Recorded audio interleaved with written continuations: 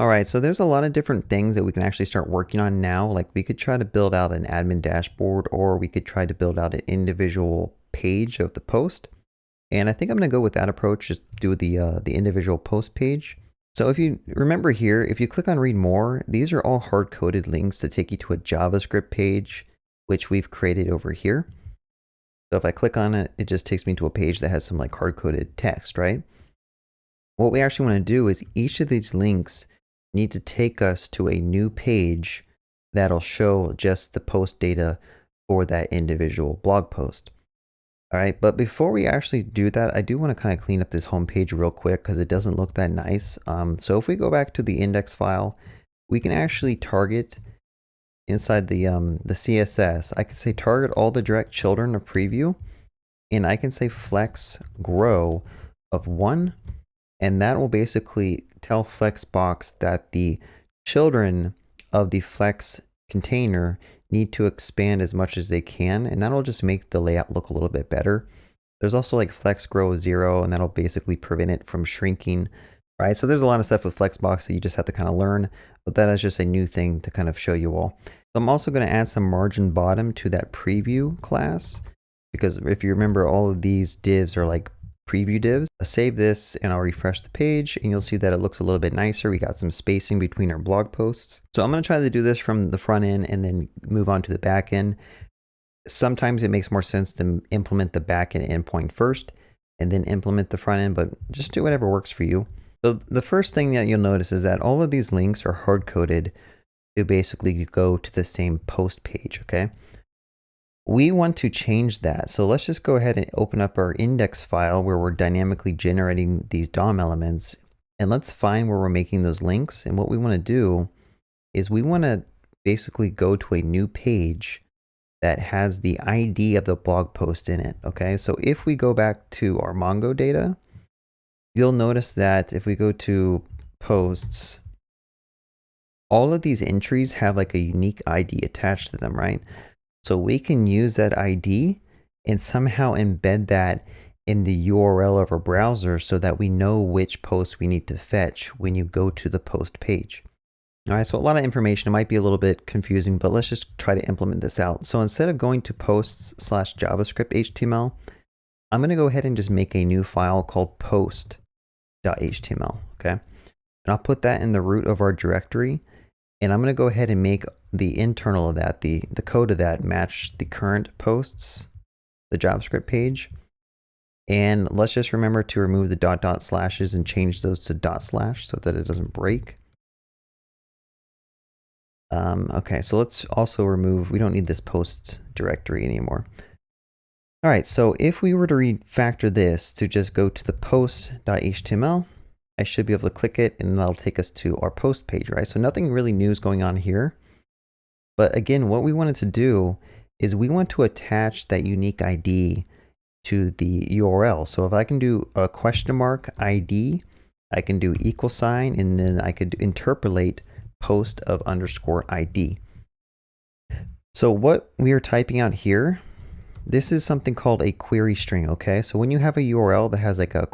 in it, this is a query string parameter, and you can use this to basically decode the URL to get back dynamically changing data, right? So in our case, we want to provide like an ID parameter that we can use on our other page so that it knows what ID it needs to fetch from the backend.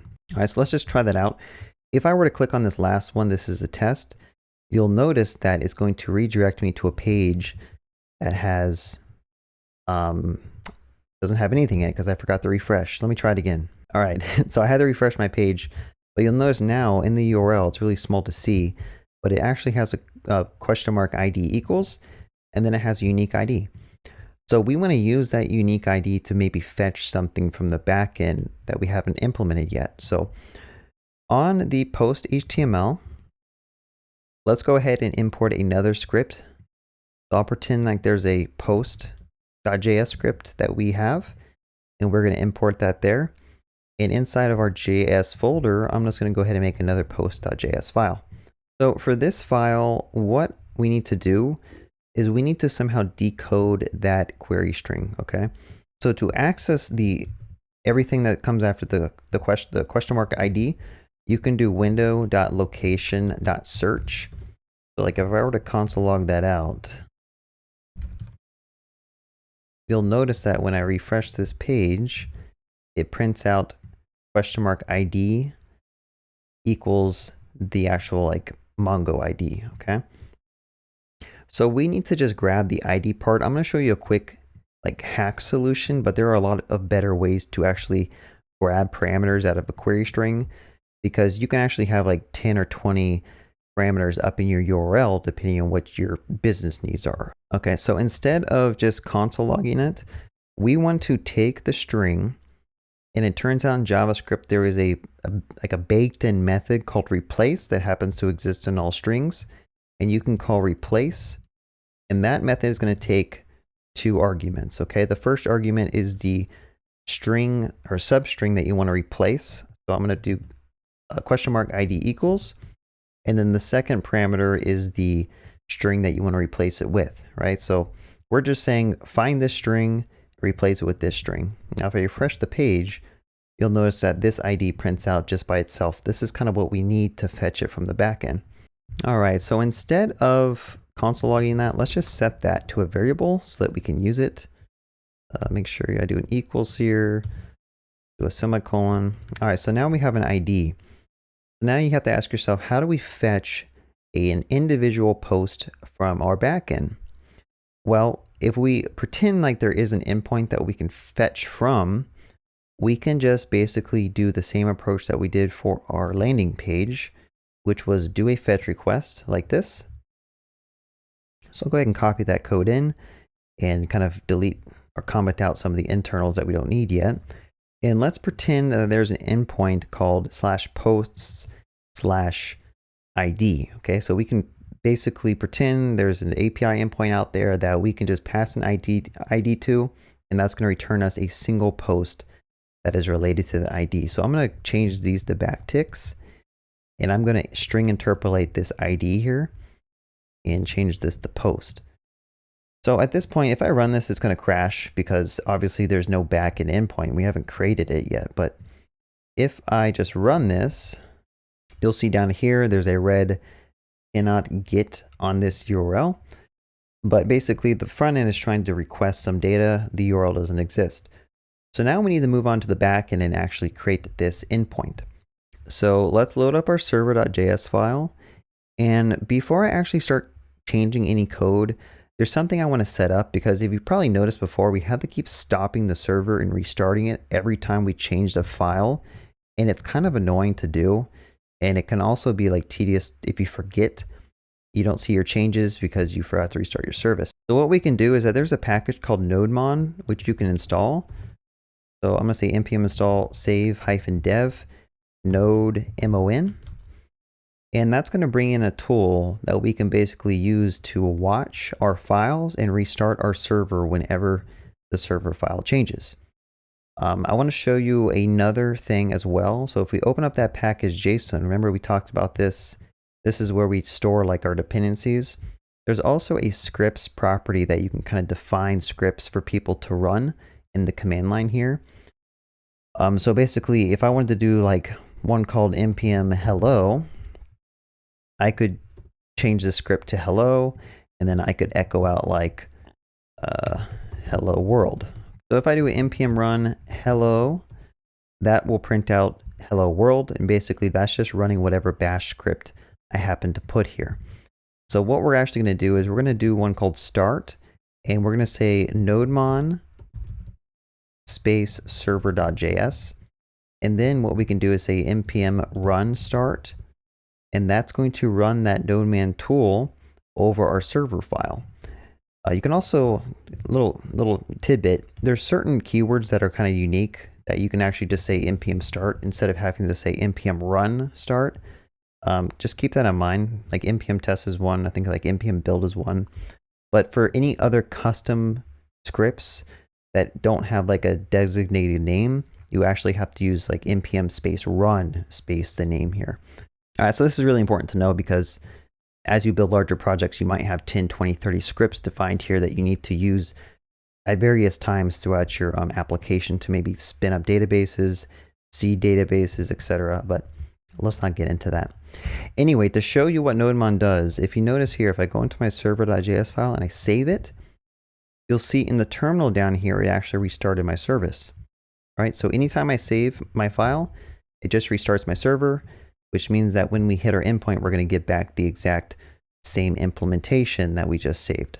Really useful to get set up. All right, so now for the fun part. We need to make a new endpoint where a user can grab a blog post using an ID. Okay, so we know how to build new endpoints, right? So you just basically copy this and say app.get.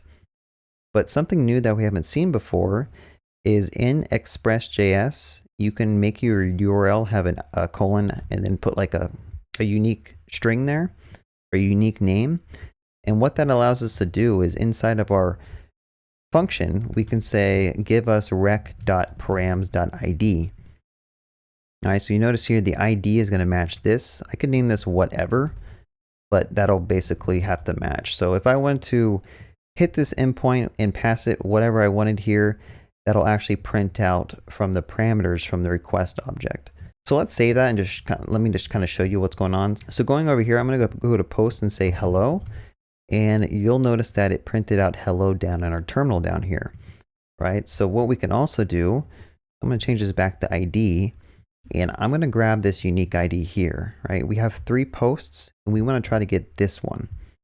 So let me just go into the URL and change hello to that, so that we get the actual ID that we're trying to fetch. So by this point, it should start making sense that we have a front end calling this endpoint. We're passing an ID in the URL, and our express service is kind of decoding that URL and grabbing the ID from it for us already. All right, so now the question is, how do we fetch a record from Mongo using the ID that we passed in? Okay, so it turns out there is a method. If you look at this node.js mongodb driver API, there's a method called find1. And this site is really ugly, but you can basically call find1 and you can pass it a query with your ID, and that'll basically return you that post object, right? So I'm going to say collection. Actually, I need to bring in the collection first. So let's copy and paste collection over here. And then I'm going to say collection.find1. I'm going to pass it curly braces. I'm going to say underscore ID is equal to rec.params.id. Just note this is going to work. We're going to have to fix this, but I'm just kind of typing out some code real quick. And then secondly, we need to give it a callback function. So similar to how we did it before, I'm just going to do a callback function to get that post, and we can say res.json of post. All right, so that is how you fetch it, but there's an issue when you're using MongoDB. You can't just pass it the ID. You actually need to pass it like an ID object. It's kind of confusing. We haven't talked about constructors and what like classes are in JavaScript, so I'm going to kind of just use this and not explain it. But what you can do is we need to get that Mongo package. So I'm going to go ahead and refactor this code up here a little bit. All right, so now that gives us access to this Mongo variable. And using the Stack Overflow question, you can actually convert the string ID to a Mongo ID object, okay? It's kind of confusing. I don't know why they do this in Mongo, but it's just something you got to kind of learn how to do. So I'm going to go ahead and refactor this some more. I'm going to say const ID is equal to rec.params of ID. And I'm going to basically call new Mongo object ID and pass it the ID. All right, let's see. All right, so if everything works right, I think what we can do is hit this endpoint and we get back a single JSON object that has the post data that we're interested in. So I think this is working pretty good. So let's go back to the front end and we are going to try to display this content. Okay, there's a property called content I added to this individual post. And in our front end, we should be able to display that, right? We already know how to basically set some inner HTML on whatever ID that we want. So let's go to, let me close some stuff. Let's go to our post HTML file and let's add an ID to the section and call it, I don't know, post content. And I'm going to clear out that hard-coded stuff. And inside of our JavaScript, remember, we can actually access the post content by just basically saying post content.in or HTML. And instead of hard coding this post, I'm just going to do post of content. All right, so this is some HTML that's coming from the backend, and we're just going to put it into the page here. So if I refresh the page, you'll notice that some HTML that says hello world, this is Lorem Ipsum, prints out. And that's basically how you set up some dynamic data using a query string unique ID. So yeah, this is pretty cool. We have like an actual working blog application. If I were to go back to our main site, let's see, index.html, I can click on different blog posts. These are going to print undefined because I didn't give them contents, but notice that they are actually fetching the individual data from MongoDB and trying to display it. And you basically just follow this process for every page. You're going to make a new page. It is going to have to fetch some dynamic data probably. You have to render that dynamic data to the DOM.